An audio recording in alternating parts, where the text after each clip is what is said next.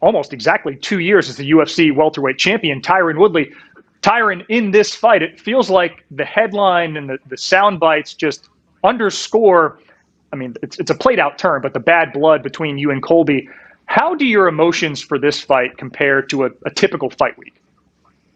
I mean, luckily for me, it's been, fight during the pandemic. So fighting during the COVID times is a little bit different. There's a little less access from media, a little less press conferences. We probably would have had a big press conference for this one. A lot of, questions and feuds back and forth. But for real, I've been able to focus and just kind of tunnel in and just get ready for the fight. And it's been really refreshing. Really up until today, I haven't really been hit with a lot of questions about it. And it's allowed me to not really focus on the things that really don't matter, because at the end of the day, no matter how I feel about him, he feel about me, or anything else that you can add into the equation, we still got to fight Saturday, and that's what's important. And I've been able to focus on that, the fight itself. So it's been refreshing. I'm ready, motivated, and I'm focused on going out there and being victorious. Well, Tyron, I'd be remiss if I didn't ask about a little bit of the history between you guys. I mean, you trained with him in advance of the Rory McDonald fight back in 2014. What was the relationship like between you and Colby back then?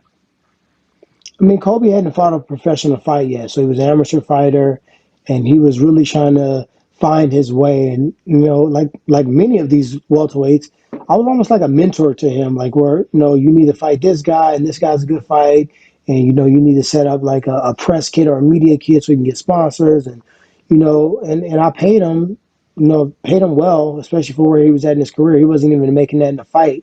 I paid him that per week to train with him. So.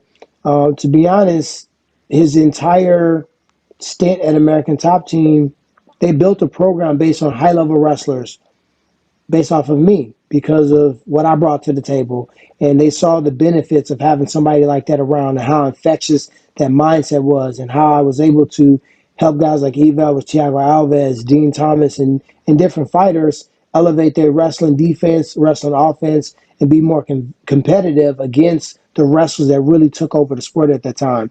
So then Dan Lambert, the owner of American Top Team, started this program where he basically auditioned and did like tryouts and brought in the highest level wrestlers that wanted to do MMA. And Colby was one of the first guys, and it was all based upon me. So his even affiliation before I even met him came from my hard work and my mentality and my work ethic. And he just wants to be me so bad. It's kind of sad, but a lot of these guys do.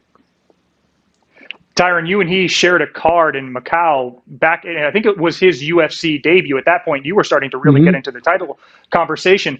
When did things start to sour between the two of you? Did it predate that card, or was it in the interim? I would say before that card, because I remember taking him in the back, and I remember telling him, "You're an asshole. I want to whoop your ass, but I'm literally going to squash all the beef. We both got work to do." We squashed it up in the locker room, and then we went out there and we said a prayer right before we went out there and fought. And you guys have trained together. Tyron, you spent time as a UFC analyst, so I'm going to ask you to play analyst for us. You fought some of the best in recent times in the welterweight division. Where does Colby rank among those in terms of his skill set today? I mean, his skill set is just pressure. He's not a great striker. I mean, kind of looks more like a cardio kickboxing class. He just strings together combinations that someone told him: 1, 2, 3, 2, 1, 2, kick, Superman punch, right, kick, knee, takedown. But it's all smoke and mirrors to get close and pressure you. And his entire game is to try to smother you, stay glued to you, and not allow you to be able to punch him. It's kind of a fight. It's kind of a fight style based on fear. He doesn't have the power. Like, when has Colby ever hit somebody and watched their body drop and walk away and the fight's over with? Never. I've done that. I can't even imagine how many times in and outside the octagon. So he just don't possess that type of power. He don't possess the type of, mentality where he's going to be submitting people. Maybe he'll get a rear naked choke once he smothers somebody and drained them, and they're not used to that. But in wrestling, it was a wrestling style, whether it was Minnesota, or Iowa, or, a different team, that I've experienced that type of wrestling style. So he has been very quiet this fight camp. You notice you haven't heard really anything from Colby Covington in the lead up to this fight because he got to go and work now. He has to live up to all the stuff he's been talking. I never put his name in my mouth.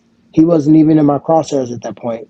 He utilized his entire 2017 and 2018 talking about me. I was 99% of all the social media. You guys can scroll back. I don't have time to scroll back, but this is what you guys do for a living. You can do it. So he had to utilize my hard work, my accolades, what I did to try to piggyback himself to that so that he can finally make television. Before then,